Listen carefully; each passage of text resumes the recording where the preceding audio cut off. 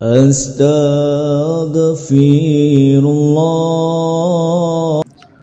Assalamualaikum warahmatullahi wabarakatuh.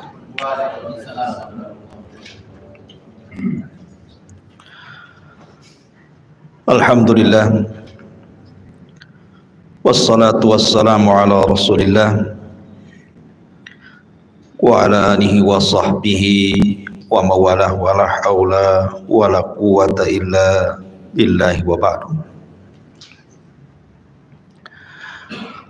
Alhamdulillah, di malam hari ini kembali kita bisa duduk untuk bertalabul ilmi di Masjid Al-Fajri Jodoh Batam. Salawat dan salam kita hadiahkan kepada Rasul kita Nabi besar Muhammad sallallahu alaihi wa ala alihi wasallam. Ma'asyiral muslimin yang dimuliakan Allah Subhanahu wa taala. Sekali lagi biasa kita mengkaji kitab Sirah Rasul sallallahu alaihi wasallam. Tapi karena kita hendak menanggapi perkara-perkara yang sedang viral dan butuh penjelasan, maka malam ini kita akan menyingkap tentang hukum seputar pernikahan jin dan manusia. Kan ada kan lagi viral kan,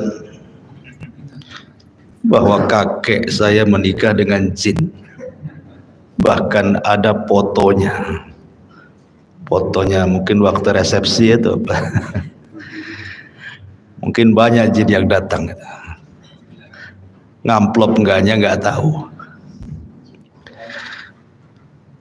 Yang kita ingin bahas di sini tentang hukum menikah manusia dengan jin. Apakah mungkin dan terjadi pernikahan itu? Kalau memang terjadi, bagaimana pandangan ulama?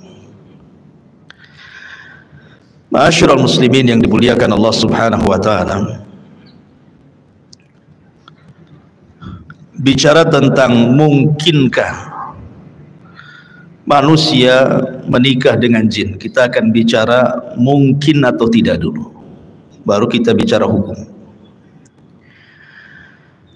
Maka ulama mengatakan memang terjadi khilaf di antara ulama, apakah mungkin manusia itu menikah dengan jin. Pendapat yang pertama, dan ini pendapat Al-Imam Al-Mujahid, kemudian Al-Imam Al-A'mash dan juga Qatadah, serta sebagian besar dari madhab Hanafi. Bahkan ada yang menasabkan kepada perkataan Imam Malik, walaupun penasaban kepada Imam Malik ini ada yang mengkritik bahwa imkanu wuku'i dzalik, memungkinkan ada manusia itu menikah dengan jin. Ini pendapat yang pertama. Pendapat yang kedua, mustahil, tidak mungkin, bahkan mustahil manusia bisa menikah dengan jin. Dan ini pendapat Ishaq ibn Rahawayh dari madhab Syafi'i. Kemudian satu riwayat daripada Hasan Al-Basri, kemudian juga yang dikuatkan oleh madhab Syafi'i dan juga Imam Al-Mawardi, dan dari kalangan ulama kontemporer seperti Syekh Muhammad Rashid Ridha dan yang lainnya mengatakan mustahil. Mustahil ada orang menikah dengan jin. Nanti kita akan sebutkan dalil masing-masing. Adapun pendapat yang pertama yang mengatakan mungkin ada jin menikah dengan manusia, mereka berdalil dengan surah Ar-Rahman ayat 56 ketika berbicara tentang bidadari-bidadari surga.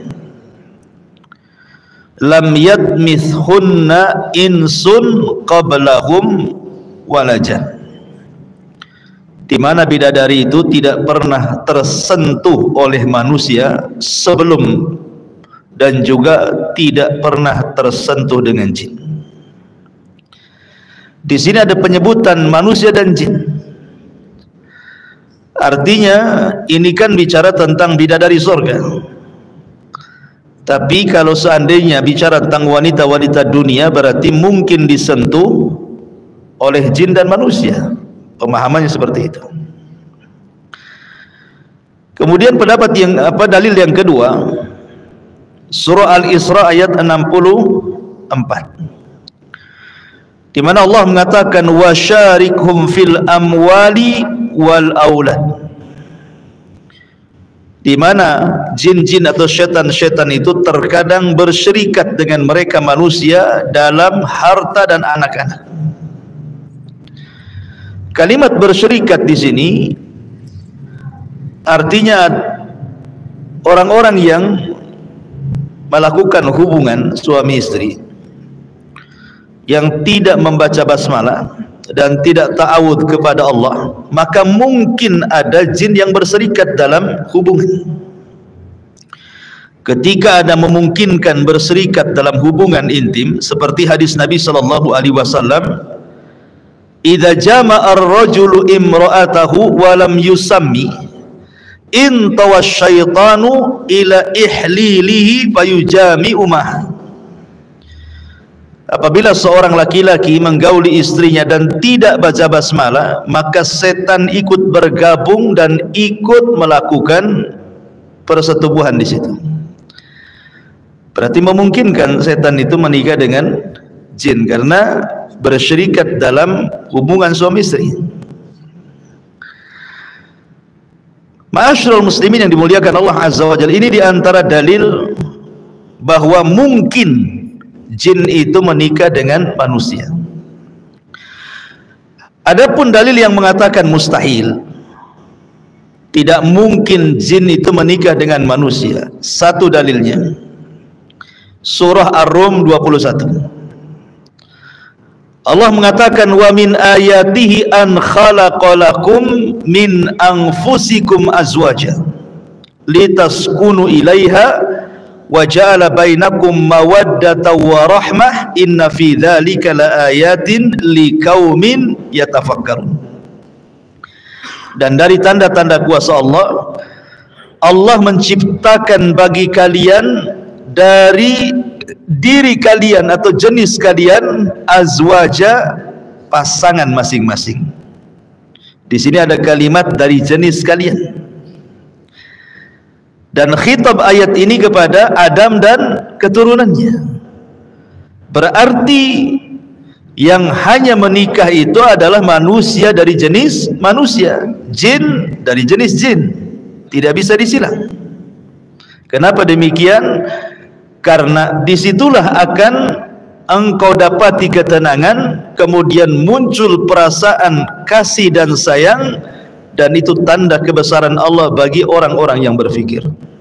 Karena mustahil manusia menikah jin itu akan timbul perasaan cinta, kasih sayang, ketenangan, mustahil didapati. Berarti dari maksud pernikahan saja nggak akan mungkin tercapai antara pernikahan jin dan manusia itu.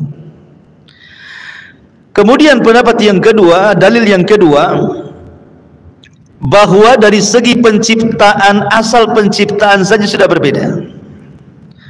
Di mana jin diciptakan dari api, kemudian manusia diciptakan dari air.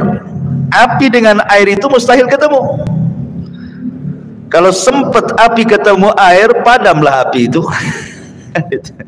Jadi nggak akan ketemu tuh api dengan air itu. Ma'asyiral muslimin yang dimuliakan Allah Subhanahu wa taala.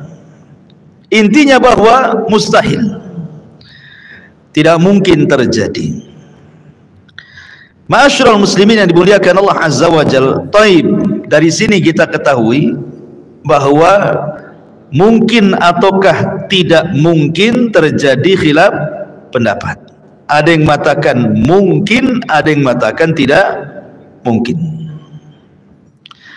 Sekarang seandainya kita mengambil pendapat yang mungkin, anggaplah kita mengambil pendapat yang mungkin. Mungkinlah jin itu menikah dengan manusia. Sekarang kita bahas bagaimana hukum pernikahannya, macam mana resepsinya. Ya, karena makanan jin dengan makanan manusia itu beda. Macam mana walimahnya? Jadi harus dipisahkan kamarnya, gitu ya. Piringnya, menunya itu catering sendiri itu. Mungkin catering dari jinnya. Para ulama mengatakan, kalaupun memang terjadi pernikahan, maka di sini pula ulama berbeda pendapat tentang hukum menikah dengan jin. Yang pertama, pendapat yang pertama, an-nahyu an dzalik, dilarang, tidak boleh manusia menikah dengan jin walaupun mungkin. Artinya haram hukumnya. Nanti akan sebutkan tentang pendapat ulama masalah haram menikah dengan jin. Yang kedua, tidak sampai haram tapi makruh. Yang ketiga, mubah, boleh saja. Taib. Adapun yang mengatakan haram hukumnya disebutkan oleh Al-Imam Al-Munawi dalam kitab Syarhul Jami' As-Saghir. Beliau mengatakan la tajuzu al-munakahatu bainal insi wal jin wa insun al-ma'u liikhtilafil jinsi. Tidak boleh menikah manusia dengan jin karena manusia itu tercipta dari api. Di sini ada perbedaan tentang jenis manusia dan jenis jin. Sehingga dari perbedaan jenis ini, kata ulama ini mengatakan haram, tidak boleh menikah manusia dengan jin. Bahkan dikatakan oleh Syekhul Islam Ibn Taimiyah rahimahullahu ta'ala, kata beliau, al-mu'tamad, pendapat yang dipegang, annahu la yahillu nikahu, tidak halal menikahi mereka bangsa jin. Artinya haram. Lawan halal itu haram kan itu. Bahkan berkata Syekh bin Baz rahimahullahu ta'ala ketika ditanya soal hukum menikah manusia dengan jin, maka dia mengatakan hadza fihi khilaf, memang ini ada khilaf di antara ulama. Beliau tidak mengingkari, tapi beliau mengatakan la yumkin at-tahaqquq min islamihim wala dinihim. Sekarang kita tahu, okelah mungkin, karena ini khilaf di antara ulama. Bagaimana anda mengetahui bahwa pasangan anda dari kalangan jin ini, kata Syekh bin Baz, agama mereka betul-betul Islam? Ya. Bagaimana cara mengetes agamanya, kan begitu? Maka beliau mengatakan fala yambagi at-tazawwuj minhum bil kulliyah, maka tidak layak siapapun menikah dengan bangsa jin secara mutlak, karena jin itu para pendusta. Bisa saja dia bukan muslim, ngaku muslim untuk menyesatkan orang. Ini menurut Syekh bin Baz rahimahullahu ta'ala. Kemudian ada juga yang mengatakan makruh, tetapi ada juga yang mengatakan boleh. Di antaranya pendapat Imam Ibnul Arabi Al-Maliki, nikahuhum jaizun aklan, nikah mereka boleh secara akal. Dan juga dikuatkan oleh Al-Imam Ibnul Imad Asy-Syafi'iyah. Asy-Syafi'i, Ibnul Imad Asy-Syafi'i yang bermadhab Syafi'i mengatakan dibolehkan. Tapi pendapat yang kuat, ma'asyiral muslimin yang dimuliakan Allah Azza wa Jalla, tidak boleh, haram manusia menikah dengan jin. Ada beberapa hal kalau kita kupas sedikit tentang madarat menikah jin dan manusia ini. Pertama, nikah secara syar'i itu untuk ulfah. Ulfah itu maksudnya supaya terhubung perasaan cinta antara suami ke istri atau sebaliknya. Kemudian sukun, ketenangan. Kemudian al-isti'nas, ya, supaya terus menerus menjadi teman hidupnya. Dan juga al-mawaddah, dan juga kecintaan. Sementara apabila manusia menikah dengan jin, tidak mungkin mendapatkan ini semua, mustahil. Bagaimana caranya? Karena bentuk jin itu sendiri menakutkan, ya kan, menakutkan kan. Sampai ada seorang syekh meruqyah. Jadi orang ini kemasukan jin paling cantik di kabilahnya. Seorang syekh meruqyah. Siapa kamu? Katanya. Saya jin. Laki-laki atau perempuan? Perempuan. Cantik tidak? Cantik. Bahkan tercantik di kabilahnya. Ketika dijelaskan bagaimana bentukmu, dia mengatakan saya punya 10 kaki. Itu jin yang paling cantik. Kakinya 10. Berarti antum bisa bayangkan gurita. Itulah kayak gurita. Coba, karena jin itu tidak mungkin menikah dengan manusia kecuali tasyakul kan. Kecuali dia sudah menghabiskan kekuatannya untuk beralih rupa. Itu sudah lemah dia. Kemudian di sini juga yang kedua, bahwa lam yarid al-idhnu minasyar'i fi dzalik. Tidak ada dalil yang membolehkan menikahnya seorang manusia dengan jin. Berdasarkan surah An-Nisa, fankihu ma taba lakum minan nisa. Nikahilah wanita-wanita yang kau sukai. Sementara kalimat nisa ini khusus untuk manusia, bukan untuk jin. Maka selain itu tidak boleh. Berarti kalau seandainya menikah dengan jin dianggap haram. Ketika haram tidak sah, ketika sah berzina. Ya. Kemudian juga ada kias. Dalam Islam saja seorang budak dilarang menikah dengan orang merdeka kan. Pamannya saya punya budak perempuan. Islam melarang, tidak boleh seorang tuan menikahi budaknya. Kenapa? Karena akan terjadi madarat. Madaratnya apa? Sebab kalau bayi ini lahir, maka anaknya akan menjadi merdeka karena ikut nasab bapaknya kan. Dan anaknya lebih tinggi derajatnya dibandingkan ibundanya. Ibundanya masih budak, sementara anaknya statusnya merdeka. Inilah yang disabdakan Nabi SAW ketika ditanya oleh Jibril tentang tanda-tanda kiamat. Antalidal amatu rabbataha. Ketika ada seorang budak melahirkan tuannya. Lah kalau orang merdeka dengan budak saja dilarang dalam Islam karena ada madarat, bagaimana manusia menikah dengan jin? Tentu lebih madarat. Lebih madarat lagi. Ya. Kemudian kalau seandainya memang hamil gitu ya, baik jinnya yang hamil karena perempuannya dari jin, atau manusia yang hamil gitu ya karena pernikahan dengan laki-laki dari jin, itu nanti kalau lahir kayak apa itu anaknya? Ya.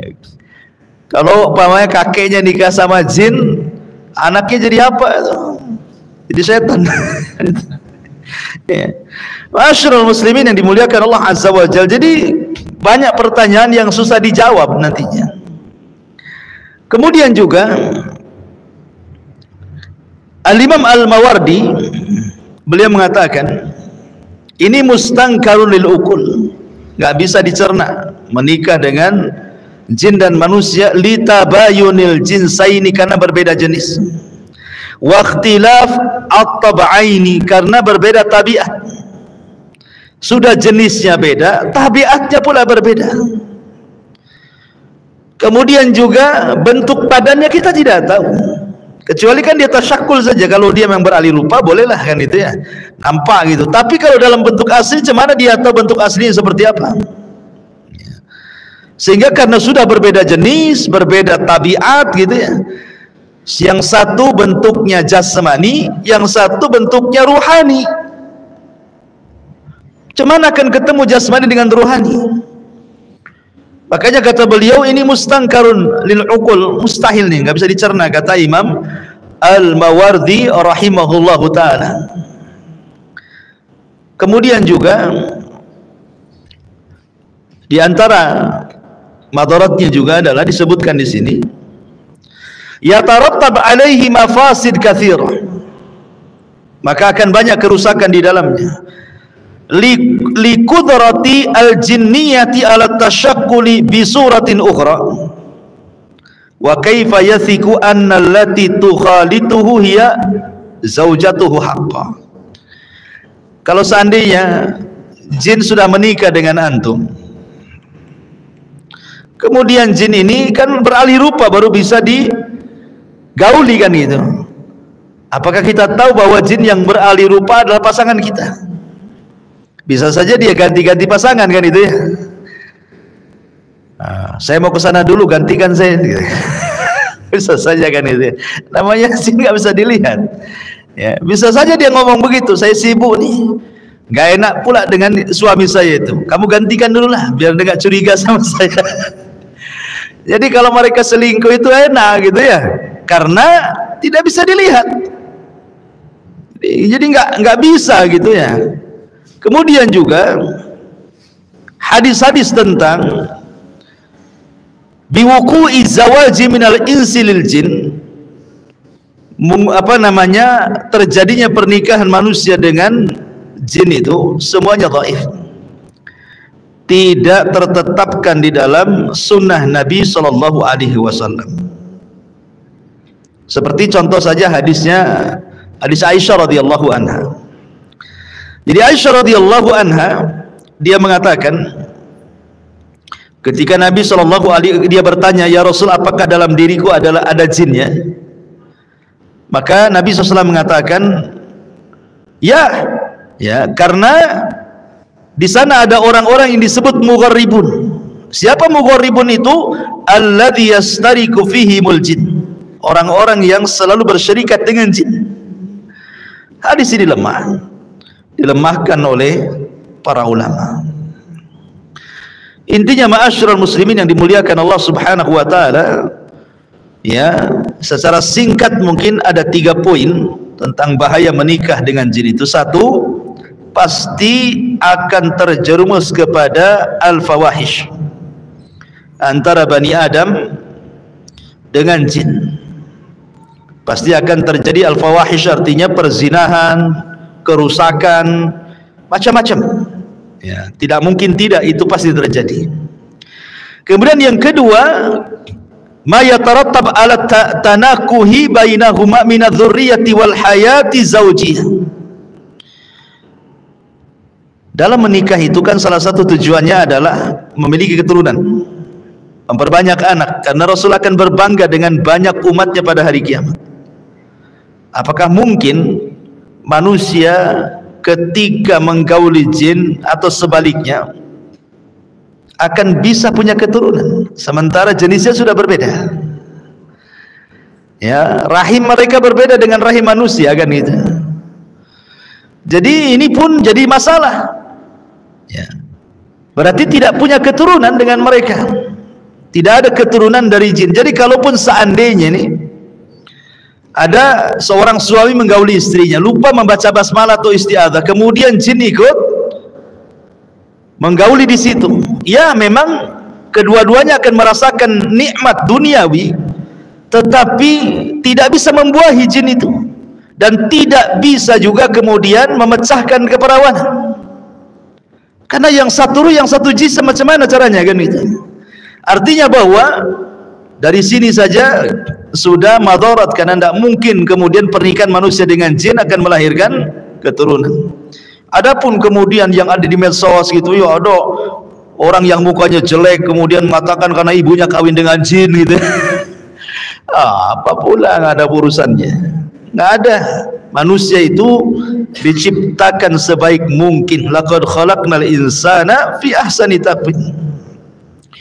Kemudian juga yang ketiga, bahwa bermuamalah dengan bangsa jin ini pasti akan memadaratkan banyak perkara. Karena jin itu memang kalau dia muslim, dia tidak mungkin bermuamalah dengan manusia yang muslim. Kehidupan mereka sendiri.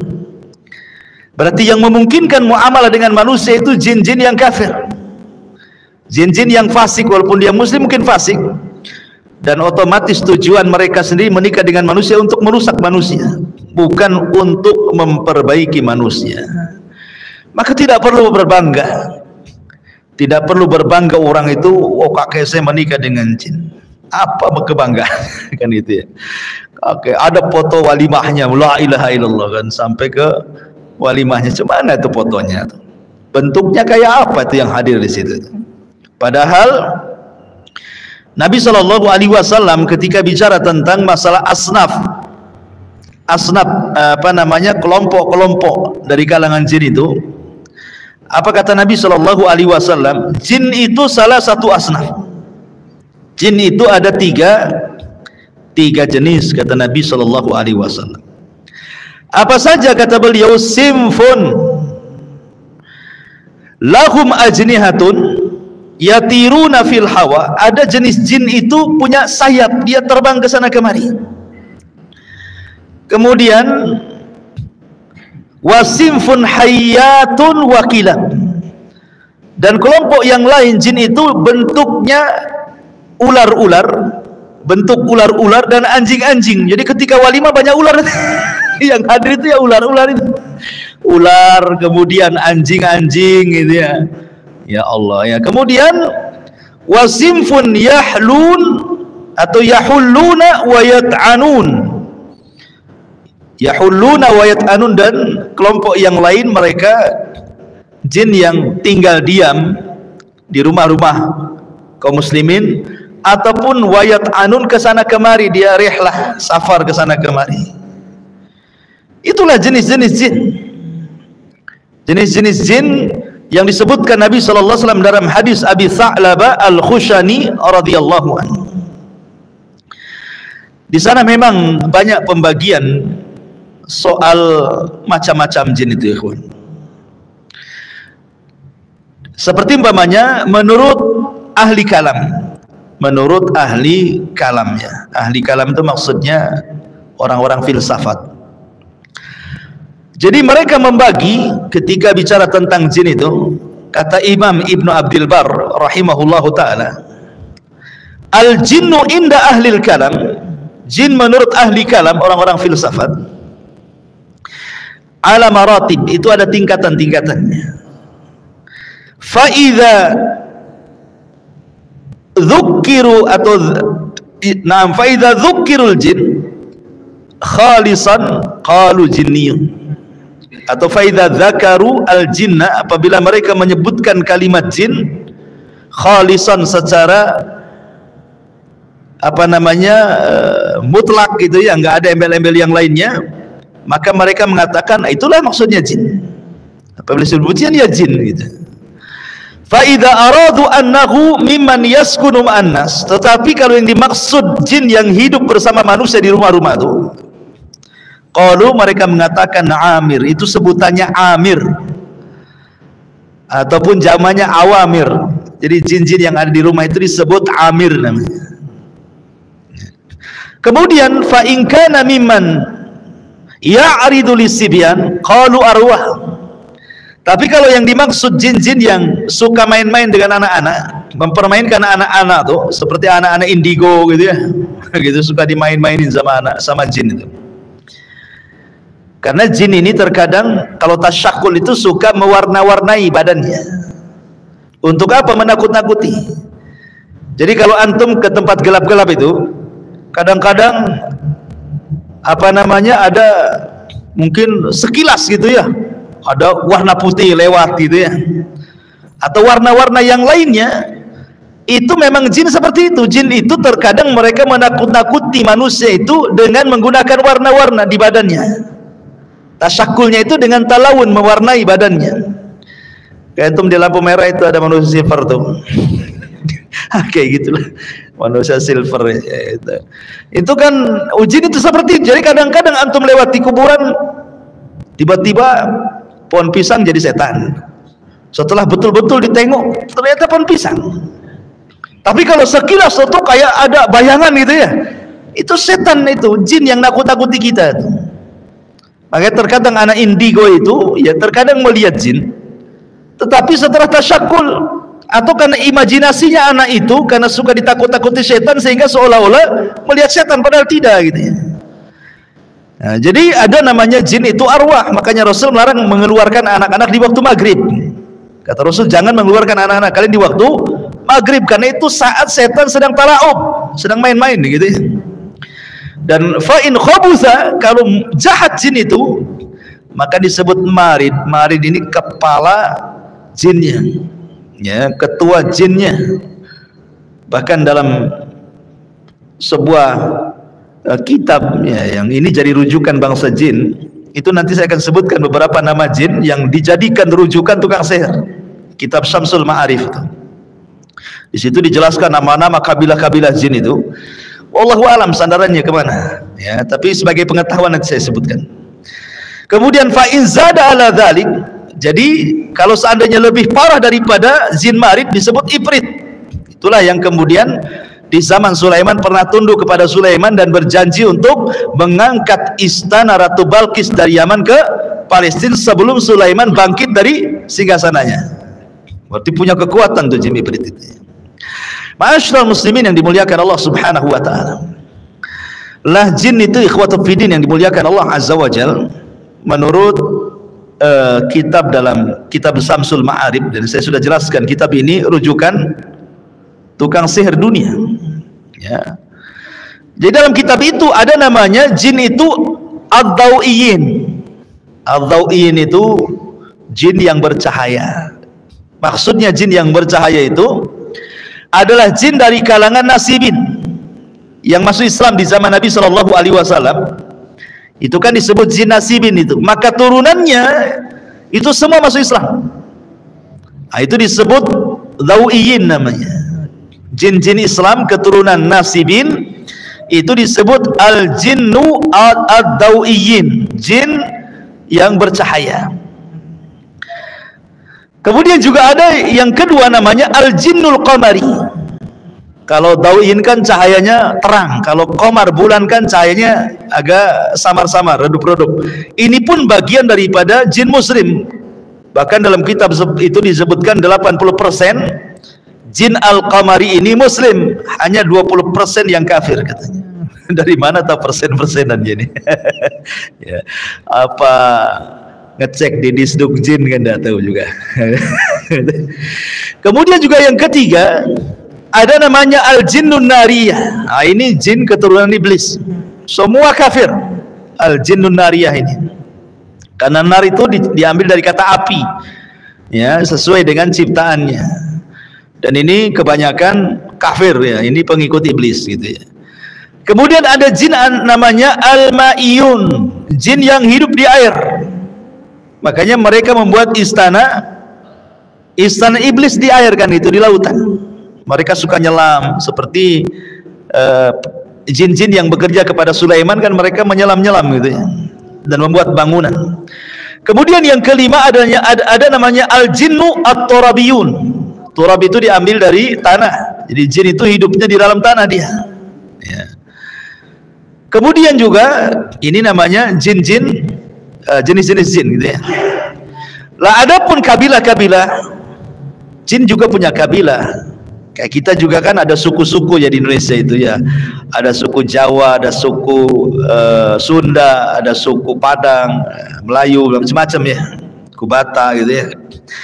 Maka jin juga itu ada kabilahnya. Ada suku-sukunya. Yang pertama ada namanya kabilah Amir. Kabilah jin-jin dari jin-jin Amir. Ini biasanya khusus menempati rumah-rumah kaum muslimin. khususnya kamar-kamar mandi. Makanya kalau masuk kamar mandi disuruh untuk berdoa. Ya, mereka tidak menyakiti secara badan. Kalau jin muslim mereka tidak akan menyakiti. Makanya di zaman Nabi SAW ketika perang Khandaq, kan perang Khandaq itu sahabat harus menjaga parit. Mereka meninggalkan rumah-rumah istri-istri mereka.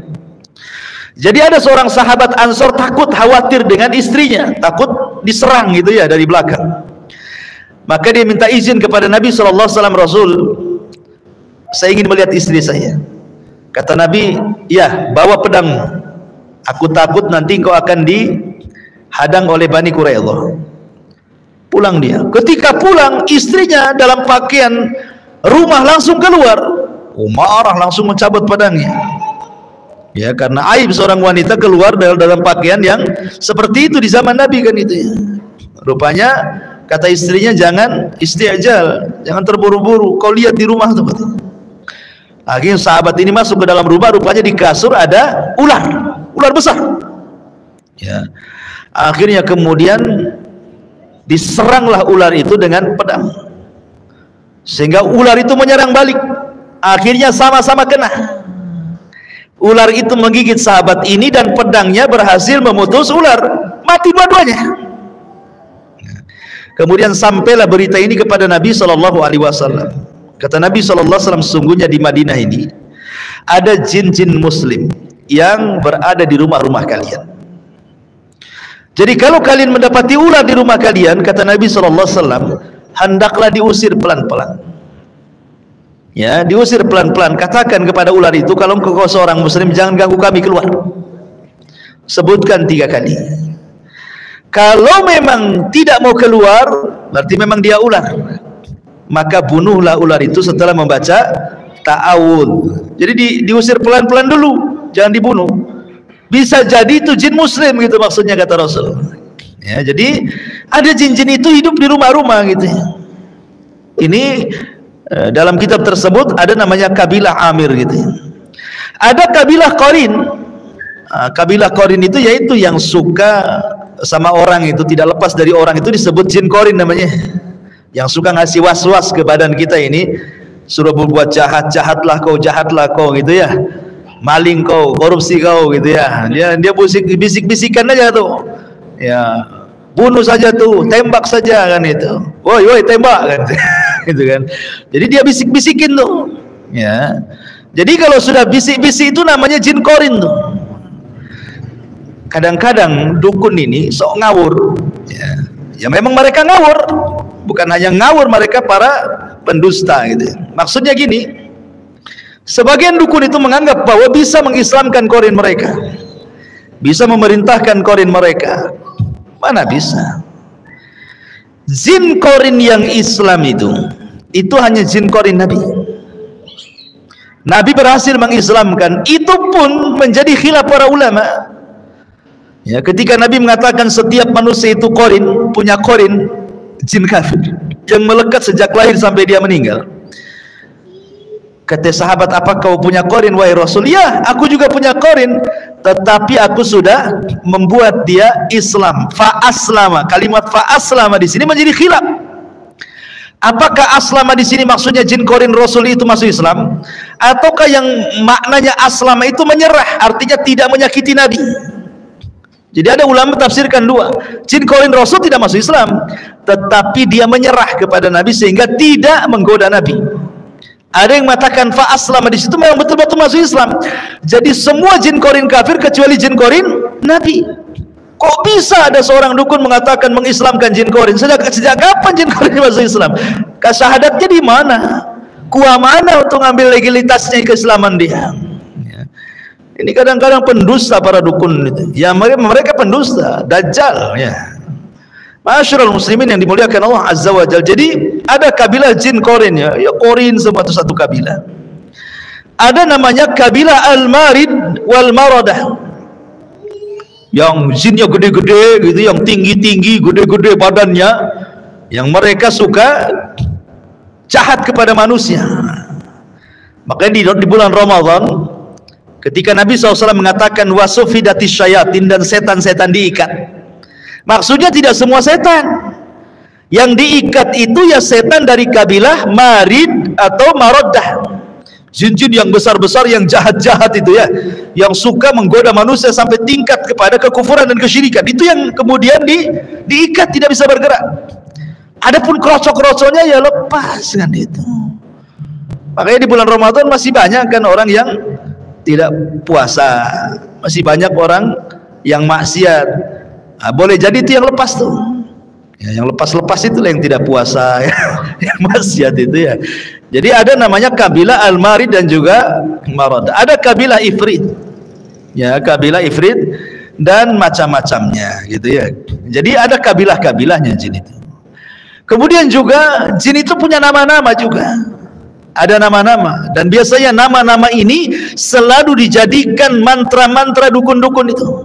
Mereka memanggil-manggil nama-nama jin untuk membantu mereka ya. Dan bahaya dukun itu, mereka tidak pernah memanggil nama Allah, mereka memanggil nama jin ya, mambang air, mambang tanah, mambang gitu. Nah, cuman di sini ada nama-namanya. Seperti contohnya ada jin namanya Walhan. Jin Walhan ini biasanya dijelaskan yuwaswisulil muslim asna as-salati, memberikan was-was kepada seorang muslim di tengah-tengah sholat. Dia masuk ke perut, kemudian buat bunyi-bunyi kerbak-kerbuk, kerbak-kerbuk gitu kan. Kemudian disangka kentut padahal tidak, akhirnya membatalkan sholat. Kata Rasul, jangan kamu berpaling dari sholatmu kalau hanya mendengar suara perut, kecuali kalau sudah keluar dan terdengar ledakannya ya, kentutnya sudah kedengar gitu ya, dor gitu ya, atau baunya nampak ke hidung, nah, berarti jelas kentutnya. Tapi kalau suara perut jangan, itu waswas setan dari setan atau jin namanya Walhan.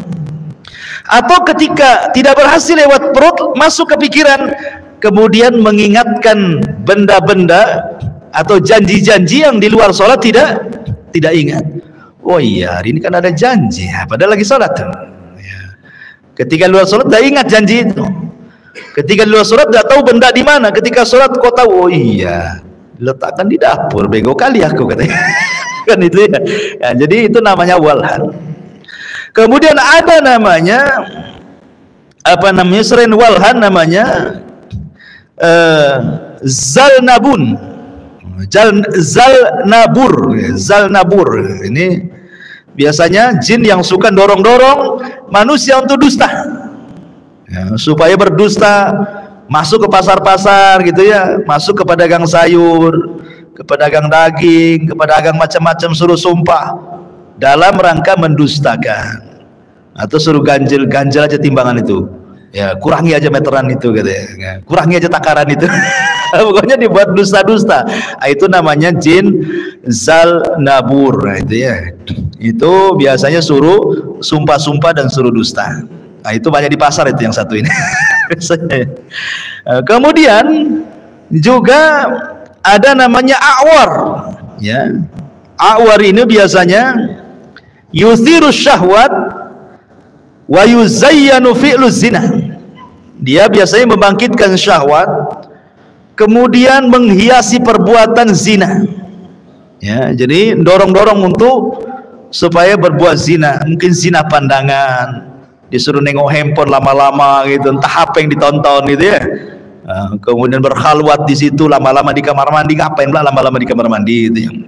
Jadi ini zin namanya, disebut A'war gitu ya. Kemudian juga ada namanya Dasim. Ada namanya Dasim di sini. Itu nama jin tuh, Pak Dasim ya.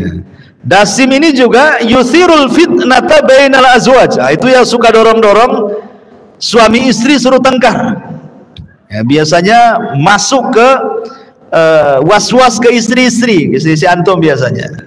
Ini Pak Dasim ini masuk ke istri-istri antum, disuruh cerewet gitu ya sama antum supaya antum kesel gitu ya, disuruh ngewas-wasin, minta tambah belanjanya gitu ya, disuruh nengok istri tetangga banyak emasnya gitu. Gitu. Oh ya, si Dasim ini itu tugasnya tuh ya, dia suka ngasih was-was gitu ya. Kemudian juga ada namanya Laqis.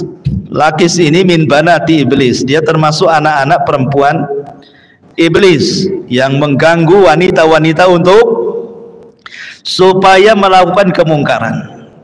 Ya, terkadang masuk ke wanita-wanita akhirnya tidak mau nikah. Ya, itu masuk pada jin al-asyik namanya. Jadi orang yang sudah 40 tahun, biasanya perempuan sudah mapan, sudah punya pekerjaan, itu tidak mau nikah. Ah, ngapain susah gitu ya kan? Kalau saya nikah harta saya habis dimakan suami saya. Gitu ya kan? Jadi ada orang-orang yang nggak mau nikah tuh. Ya, yang laki-laki juga sama ya, nanti kemasukan jin ini. Kemudian ada namanya jin ini ad-dahar. Ad-dahar yu'dzil bashar fi ahlamihim wa yurawwi'uhum, ya, wa yurawwi'uhum. Jadi yu'dzil bashar fi ahlamihim wa yurawwi'uhum. Jadi ad-dahar ini dia nama jin yang suka masuk ke mimpi-mimpi orang. Ya, kemudian menakut-nakuti dalam mimpinya tuh. Dia masuk dalam mimpi itu. Kemudian dia membuat dalam mimpinya seolah jadi genderuwo gitu ya.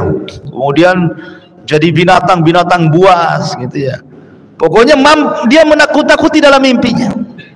Makanya mimpi basah sekalipun itu bukan dari Allah, bukan mimpi baik mimpi basah itu. Mimpi basah itu dari setan. Makanya para nabi tidak pernah mimpi basah. Ya. Tidak ada satupun nabi yang mimpi basah. Kenapa?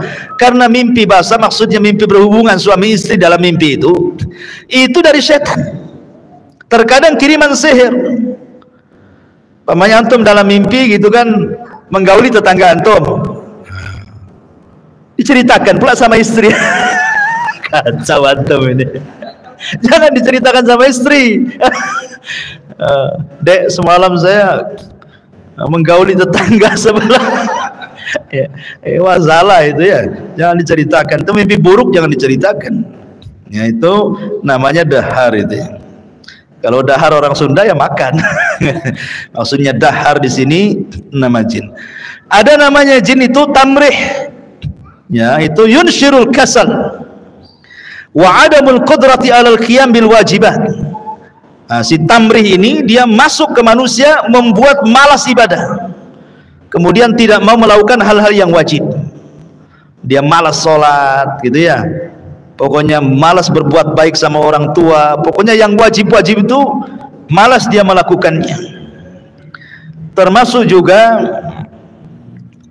ada namanya jin namanya sabrun ya, atau sabar ya, pakai sa. Yusaidu ala latmil wajhi. Itu dorong-dorong orang untuk mukul. Kalau mukul itu pukul wajah, pukul wajah. Makanya dalam Islam tidak boleh mukul wajah. Kata Rasulullah, tadribil wajha, jangan pukul wajah. Dalam kondisi apapun suami marah sama istri, jangan pukul wajah. Pukul yang lainnya saja. Ya, jangan wajahnya. Ya.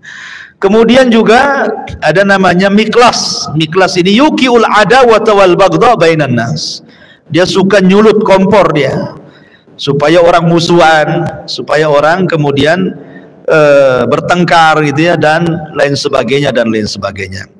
Lah ini penamaan-penamaan seperti ini secara nas Al-Quran atau hadis Nabi SAW memang tidak ada, tapi tercantum dalam kitab yang jadikan rujukan para dukun seperti Samsul Ma'arif, kemudian kitab-kitab yang semakna yang sudah saya jelaskan ke antum. Lah nama-nama inilah yang kemudian dipanggil-panggil mereka itu. Ya, nama-nama jin inilah untuk kemudian memanggil mereka dan menolong keinginannya. Maka tidak boleh seseorang itu memanggil-manggil kecuali nama Allah Subhanahu wa ta'ala. Ma'asyiral muslimin yang dimuliakan Allah Subhanahu wa ta'ala. Taib. Kemudian juga yang kalau kita mengacu kepada nas-nas ya Al-Quran atau hadis Nabi SAW yang sudah jelas-jelas ya, nama-nama jin itu adalah pertama jin Al-Qarin, itu sudah jelas berdasarkan nas memang ada namanya jin Al-Qarin ya, memang yang tidak lepas daripada manusia. Jin itu memberikan was-was untuk melakukan kejahatan. Ada namanya jin itu Al-Khubthu wal Khaba'ith ya, makanya kalau kita masuk kamar mandi kita disuruh berlindung dari Al-Khubthu wal Khaba'ith kan. Al-khubthu itu artinya jin laki-laki, al-khaba'is jin perempuan. Jadi kalau yang masuk laki-laki digoda, al-khaba'is perempuan. Kalau yang masuk perempuan digoda, al-khubthu jin laki-laki. Kalau yang masuk bencong, digoda dua-duanya. Taib. Jadi ini sudah jelas ada al-khubthu al-khaba'is. Atau umpamanya jin yang disebutkan yang jelas-jelas gitu ya berdasarkan nas Al-Qur'anul Karim ataupun hadis-hadis Nabi sallallahu alaihi wasallam. Seperti contohnya apa ya? Jin hammam tadi sudah jelas ya, kamar mandi, atau jin al-asyik. Ya, jin al-asyik ini jin yang suka membuat anak muda tidak mau kawin, perempuan tidak mau kawin gitu ya, kemudian dihayalkan untuk maksiat. Ya, anak-anak muda memilih maksiat dibandingkan menikah. Ya, dibandingkan menikah itu karena kemasukan jin al-asyik namanya. Nah, itu juga dibahas oleh para ulama dan lain sebagainya. Artinya ketika kita menetapkan tentang nama-nama dan syaitan dan jin, sebaiknya karena mereka adalah alam gaib, kita tidak pernah bersentuhan dengan mereka. Ya, karena buat apa? Kehidupan mereka sudah berbeda dengan kehidupan kita. Lalu untuk apa kita bersentuhan dengan mereka kan? Karena biasanya yang bersentuhan dengan kalangan jin itu adalah mereka para dukun, karena para dukun itu mengaku hal gaib, dan orang yang mengaku mengetahui ilmu gaib itu ada dua macam. Pertama, menggunakan jasa setan, istihdamu syayatin, dan mereka adalah musuh para nabi. Ataupun sok tahu ilmu gaib, tidak menggunakan setan, dan mereka para dajjal, para penipu. Ya, itu saja kan itu ya. Karena tapi masalahnya dukun-dukun sekarang tidak mau dibilang dukun. Sepersis kayak riba gitu ya. Jangan dibilang riba, bunga bang gitu.